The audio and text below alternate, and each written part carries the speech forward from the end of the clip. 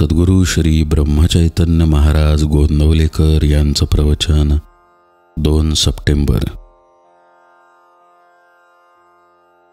नामात राहणे म्हणजे मरणातीत होणे.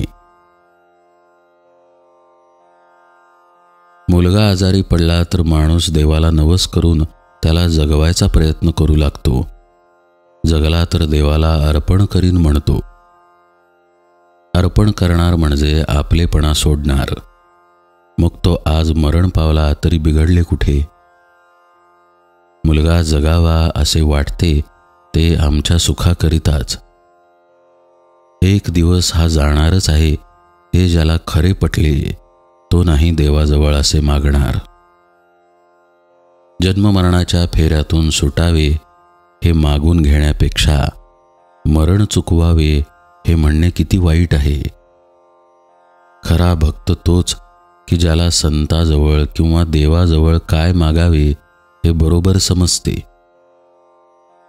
मरणाला जे कारण झाले ते चुकवावे. मरण येणार हे नक्की ठरलेलेच आहे, मग ते चांगले यावे असे नाही का वाटू? ज्यानंतर पुन्हा जन्म नाही ते चांगले मरण. जो मरतो त्याचा आपण शोक करतो. देव आज लोपला असे म्हणतो ते आपल्या स्वार्थापोटीच. स्वतःला विसरणे, मी कोण हे न जाणणे हे मेल्याप्रमाणेच आहे. याकरिता आपली संधी वाया जाऊ देऊ नये. बुद्धी जोवर स्थिर आहे तोवर कार्य साधून घ्यावे. आजची बुद्धी उद्याला टिकत नाही असे आपले चालले आहे. संकल्प विकल्पांनी आपण बेजार होतो. तेव्हा ज्या वासनेत आपला जन्म होतो ती वासनाच भगवंताच्या नामाने मारून टाकावी. नामात राहणे म्हणजेच वासना मारणे, म्हणजेच मरणातीत होणे. भगवंताचे होऊन राहणे हाच मरण टाळण्याचा खरा उपाय आहे. काळाचाही जो काळ त्याला ओळखल्यावर मरणाची भीती कसली? ज्ञानी नाही मरणाची काळजी करीत. नुसते जिवंत राहणे हे काही खरे नव्हे. जगणे हे काहीतरी हेतूसाठी, ध्येयासाठी असावे. जगून भगवंताच्या अनुसंधानात राहावे. भाग्याचा दिवस तोच की ज्या दिवशी नामस्मरणामध्ये देहाचा अंत झाला. वास्तविक आम्ही दररोज जगतो आणि मरतो. एकदा निजला आणि पुन्हा जागा नाही झाला की तेच मरण. झोप हे एक प्रकारचे मरणच आहे.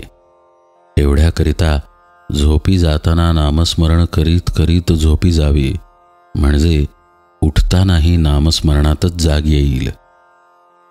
पण झोपेच्या वेळी नाम येण्यासाठी त्याचा अगोदर अभ्यास करणे जरूर आहे. जागृतीत अभ्यास केला नाही तर झोपेच्या वेळी दुसरेच विचार येतील. नामस्मरण बाजूलाच राहील आणि भलत्याच विचारात पटकन झोप लागून जाईल. सदोदित नामस्मरण केले नाही तर ते अंतकाळी कसे येईल? अभ्यास अगोदर केला नाही तर परीक्षेच्या वेळी तो कसा येईल? तेव्हा नामस्मरणाच्या अभ्यासाला आजपासूनच सुरुवात करूया.